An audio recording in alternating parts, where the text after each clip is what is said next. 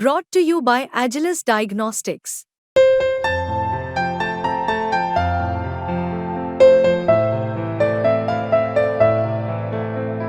Agilus Diagnostics.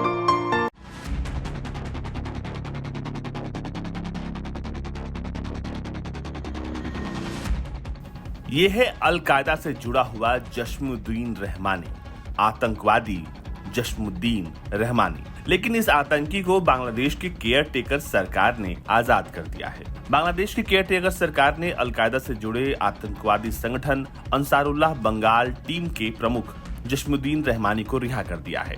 इस रिहाई से भारत की मुश्किलें बढ़ती हुई दिखाई दे रही हैं। जहां आतंकवादी समूह स्लीपर सेल्स की मदद से जिहादी नेटवर्क स्थापित करने की कोशिश कर रहा है, अब उसे एक और बड़ी कामयाबी मिली है। जश्मुद्दीन रहमानी को पैरोल पर रिहा किया गया है। उसे ब्लॉगर राजीव हैदर की हत्या के मामले में जेल में उसे बंद किया गया था।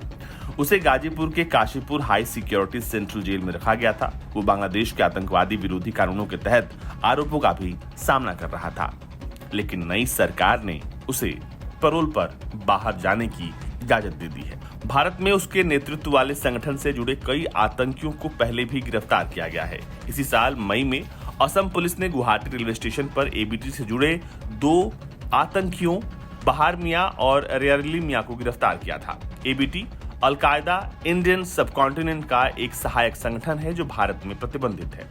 15 फरवरी 2013 को राजीव हैदर की हत्या के लिए उसे 5 साल की सजा सुनाई गई थी। हैदर को ढाका में उनके घर के सामने उनकी बेरहमी से हत्या कर दी गई थी, जिसके बाद रहमानी को अगस्त 2013 में गिरफ्तार कर लिया गया।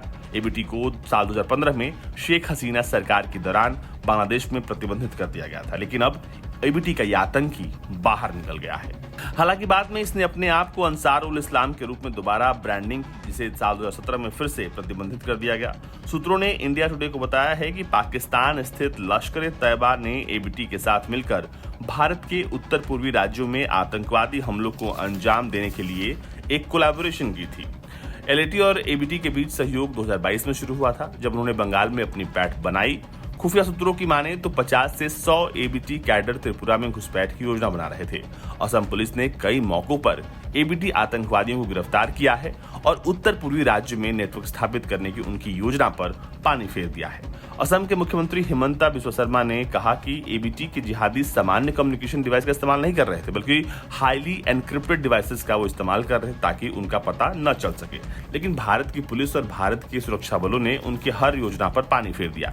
शेख हसीना की सरकार ने बांग्लादेश में भारत के विरोधी बलों पर कड़ी कार्रवाई की थी, लेकिन हाल ही में हुए हिंसक विरोध प्रदर्शन और सत्ता के परिवर्तन के बाद अब यहाँ पर भारत विरोधी शक्तियां तेजी से बढ़ रही हैं। मसलन शेख हसीना की सत्ता जाने के बाद से चरमपंथी संगठनों के नेताओं को भी रिहा कर दिया गया है, जो अक्सर भारत विरोधी गतिविधियों को अंजाम देते हैं।